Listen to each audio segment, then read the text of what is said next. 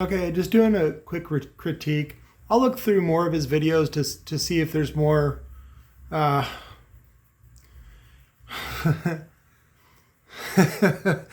Okay, so I wanted to give him the benefit of the doubt that maybe just some of his information was misinformed.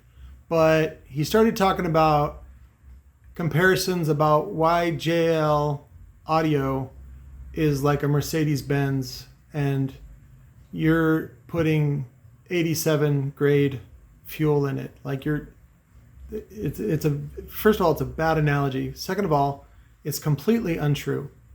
So the other issue that I have with this particular video is that he said the more air volume, the stiffer the suspension. That's not true. So you go back to the laws of fluid dynamics. Air is a fluid. The smaller the enclosure, the more pressure it has, the more suspension it has. And I'll put a link to the old Adair website where Dan shows a white paper. That's a technical paper for those that don't know. A white paper explaining, yes, your woofer can handle more power in a smaller enclosure, but it won't play as deep and it won't be as sensitive. So that's the compromise. If you put it in a large enclosure, which is what I'm gathering is what this guy does. I don't know his name. Whatever his name is, MB, whatever. It seems like he just tends to put them in a larger size enclosure, which just makes them tend to be more boomy, less accurate, more squishy, but it's louder and more sensitive. Really, you shouldn't have the enclosure any larger than the VAS. Okay, there are some vendors that recommend larger than the VAS, and there's really no reason for that, because when you go larger than the VAS, you start to compromise power handling, meaning you lose power handling. So like if the sub is rated for, like, say 1,000 watts and the VAS is 2.5 cubic feet and you have it in like a 3.2 ported box, it's not going to handle the 1,000 watts, not anywhere near it. So is it louder and boomier? Sure. Compared to a different box? Sure. But you're basically, there's other things that you can do. Like, it depends on what frequency you port it at. And how relative it is to the FS, the fundamental frequency. So, but I was feeling bad for this guy, mostly because it seems like he has a learning disability, and I don't want to.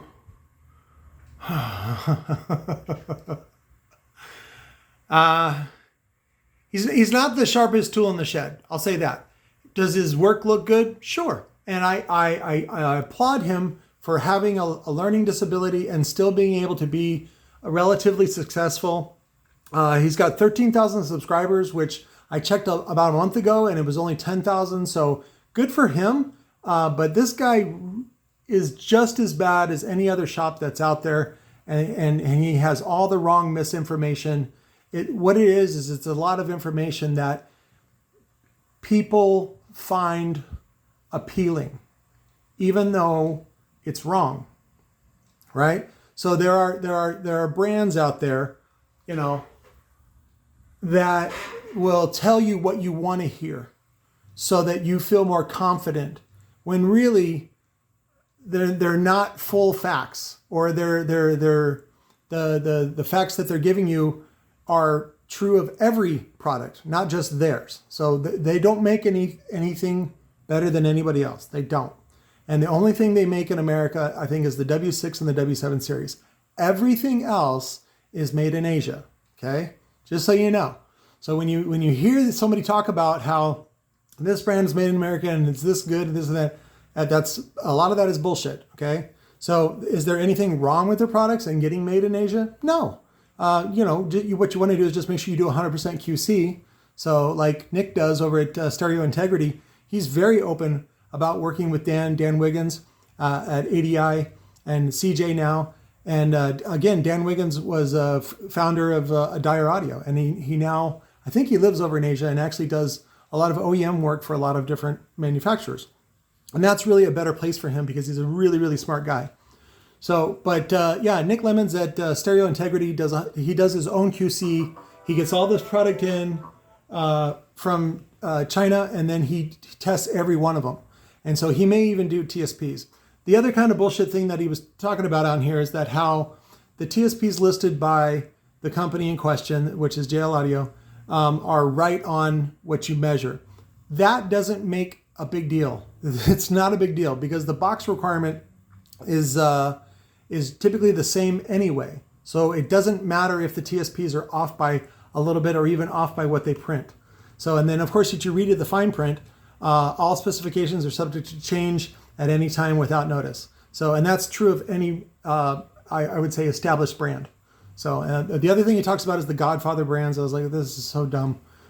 Kicker, Rockford, and JL. They've just been around a long time, and they've been able to, all of those brands have been able to trick people into thinking that they are high quality when they're all the same quality.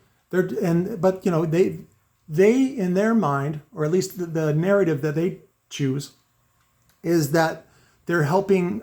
Excuse me, had a granola bar. They're helping families all over America, you know, live good lives. And those families, those American families, are your shitty dealers that want to just gut you and take all your money. So I'm not a fan of the dealer network. I'm not a fan of dealers in general, mostly because I've never met one that is definitely not as candid as I am or honest as I am. And so that of course is my standard. But you know, my standards are quite high. The closest one I can say to a good shop that does good work at a reasonable price would be Sounds Good to Me. And they're here in Tempe, and they're a JL Audio dealer. And they do great work. Last time I checked, the master installer that was over there, his name is Memo. And I've known Memo since like 92, 91. And he's a good guy, and he has a lot of experience. And he mostly the money that they make, though, it Sounds Good to Me, which again is over there on Priest and Broadway in Tempe, is from interlock devices, from DUI people. That's a cash cow. So if you have an install thing and you want to do that, don't focus on audio. Focus on something like that. What was it? Prodigy Audio does the same thing. He does the machine work, and mostly he makes products for the power company, who is a great source of income for him. And then on the side, he does audio. On the side, he does lithium and things like that. So, but MB enclosures seems like he's just a guy that makes enclosures, and typically he just makes them on the large side, and then, you know, tunes them for whatever to make them a little more sensitive, a little more boomy, which you can do for any subwoofer, not just JL Audio. So, and again, you go back to physics, right? Every company is limited by physics, okay? The JLW6 only uses it's an oversized 2.5-inch coil. The motor is only so large. I already did the upgrades I showed you on the V3, and I made some 15s out of them, which JL does not make. So that's what makes them kind of rare and kind of cool. So, but they don't do anything special. So they do something that they advertise, which is DMA analysis, which sounds like it's a alternative computer program to the doctoral program that everybody else uses, which is, I forget what it's called. Somebody was going to correct me and put the link in there. Send me the link, guys. Basically, it's a computer program that shows you the relationship between the certain strength of magnet and the pole and the top plate. So, and they get into things about what is saturation, coverage of the magnet, and things like that. I recommend everybody plays around with it and checks it out. To me, I say, fuck all that, and then I just make a really big magnet, and it's really, really fucking powerful. And, you know, people say, oh, Patrick, you're wasting magnets. I go, so what? So what? I can waste magnets. You guys are wasting everybody's time overcharging people, right? So why can't I waste magnets? They're fucking my magnets. Fuck off. So, but, and what you really want to look at in the end, which is with BL product, okay? So B is the magnetic gap, the flux in between the positive and the negative. L is length of wire, which relates to number of turns that are in the gap. So there's, again, read the basics that are in the loudspeaker cookbook. I'll post the link to that in the description. Read. And you'll see the holes in this guy's story and the bullshit that he's feeding you. Again, I assume the best about him to give him a chance. You got to respect the number of subscribers from somebody to a point. Now I see that he's full of shit and he's telling people the same garbage that all the companies are telling you in order to snow you. And don't do that. Okay, there's lots of good companies out there making great subs and they're importing them from China. One of them is Audio Legion, and I showed you that. So it's a great 10-inch subwoofer. That's their, was it Javelin? We call it the Jizlama Javelin Catcher series. And again, the stuff that I do is to make fun of how serious brands take themselves, right? Because they act like they're the experts. Now, relative to the end user, they are experts, okay? But they're also, but as a peer and as somebody that's been doing this for over 30 years, I know they're full of shit. And the reason why I'm even having these discussions with you guys or even telling you about these guys and how these guys are so full of shit, I don't want to be in audio anymore. Audio is for chumps. It's garbage. There's so many other things out there that you can do if you educate yourself and figure out how to build your own subwoofers, how to build your own, enclosures and things like that. You can make a lot of money, not only for yourself, but for other people, and be productive in your neighborhood. And again, that's what we want to use as a vehicle to help you and your family make $1,000 a week at home in cash so that you can stay home with your family. That's what my goal is, okay? My goal is not to sell you stuff. If I happen to sell you something, great. If I don't, that's okay too. I really just want you to have good information so that you can make better choices. MB Enclosures is not that guy. So, but I would love for you guys to read the Loudspeaker Cookbook just on the basics and then compare it to what he's talking about in this video. I'm not even going to watch the rest of this video because it's terrible. And I don't like his videos because he takes too long to get to the fucking point. And then he's got to remember what he was talking about or whatever bullshit line that he's got to tell you. So, and I've noticed trends of things that I do in my videos that this guy and then a couple other guys do about shitting on brands. There's more to shitting on brands than just shitting on them, okay? There has to be a reason and logic to shitting on brands. You have to talk about price points, value, things like that, performance for how much money you're spending. Those are the things that I look for personally in my system and my setups and in the products that I like to sell people, okay?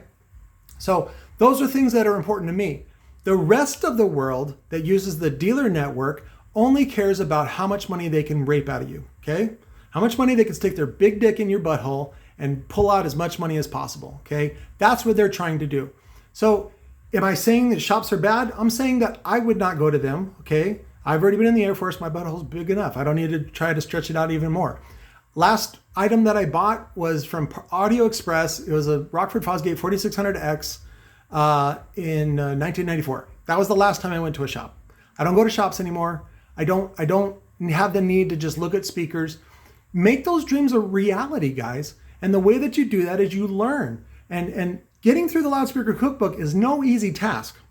It took me 18 months to get through. It's basically an associate's degree once you master all of that stuff. Okay, so if you can master everything that's in the Loudspeaker Cookbook and then understand enclosures, crossovers, other filters, equalization, things like that better, the better off you are. So, but you got to put in your time. You can't just watch videos all day and do that bullshit. So, but that's my critique on MB enclosures. He's got the trademark too. That's great.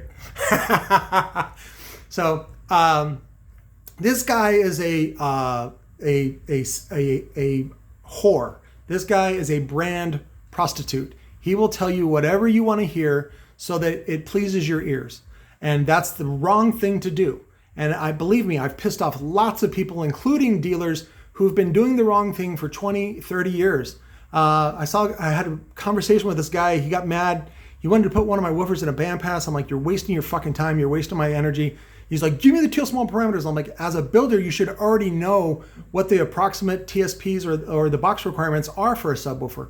You shouldn't have to go by the TSPs. So, and I wouldn't give him the TSPs. I was like, go fuck yourself. And then come to find out, he was like, okay, so GM has a bolt that goes to the sub panel, fuse sub panel underneath the hood. You're supposed to go to the battery because that's the energy source, not that panel. And he's been going to that panel forever. And he's like, there's nothing wrong with that. I'm like, does it work? Yes. Is it the right way? No, it's not. But you know, little things like that. Okay. So, and I've learned by trial and error too. I have not always been this smart. It's taken a long time for me to figure out how much bullshit all these companies are blowing up your butthole. And then they got guys. So that's one of the things that really gets me about a brand like this, is that there's no negative information out there for you guys to compare to. So again, I don't want to talk about my interaction with the Jizz Llama guys or whatever. I have to figure out a way to make it safe for me to talk about that stuff, okay? But I love you guys. I will talk to you later. That's my critique on MB enclosures. Good job.